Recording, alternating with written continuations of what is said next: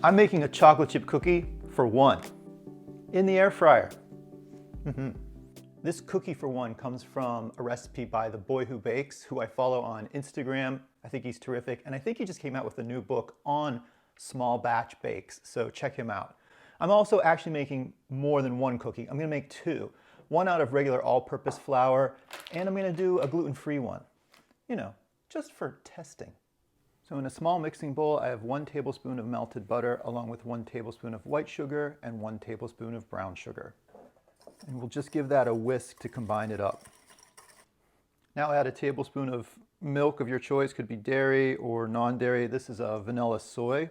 Give that a little bit of a stir. And now we'll add our flour in, 3 tablespoons. And so that could be all-purpose flour or a gluten-free flour. And that's really only where the recipe differs. 1, 2,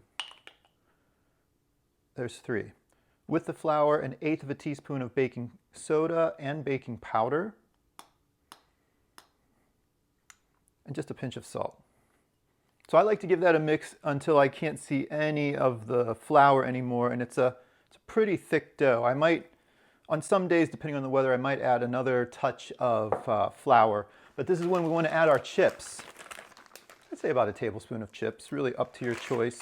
And if you're feeling like it, and add some nuts if you want. I'm adding a couple pistachios here because that's my favorite. And then just work them through, and if you don't think that the dough is stiff enough, this is where you could add a bit more flour. But this is looking really great. And then what I like to do in the air fryer, I'm just going to place it right on my rack, but then on a piece of parchment that's cut just a little bit larger than the size of the dough ball, about a 5 by 5 piece of parchment. This cookie will spread. I don't punch any holes in the parchment because the cookie would drip through during baking. Just give it a nice final form. And place it in the middle. If you want to put more chips on top, you can do that, and I think I want just a little bit of flaky sea salt. Awesome.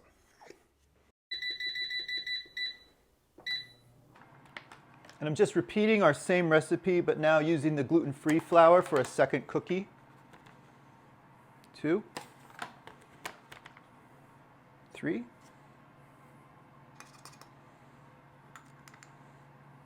I have our air fryer preheating to 325 degrees. So I've added the chips, and I've also added pistachios to this gluten-free batch, but I feel like the dough is still just a little bit too soft for me, so I am going to add just a little bit more flour over top to get a bit of a stiffer dough before we bake it off. Yeah, that's looking a lot better. Get it on our parchment. Get on there. I still think it needs a little bit of sea salt over top. Lovely.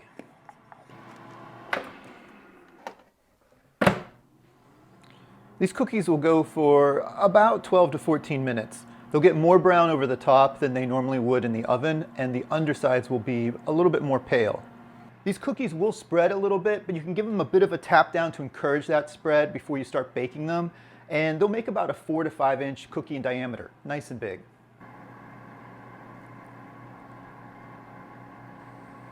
What I really like about this recipe is it eliminates egg. Some recipes that I've found for a cookie for one still used an egg yolk, and then you're just cracking it and having extra white left over. Didn't love that.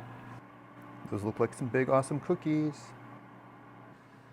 Okay, our cookies are looking nice and browned around the edges and across the top, and it's been about 15 minutes, so I'm going to take them out.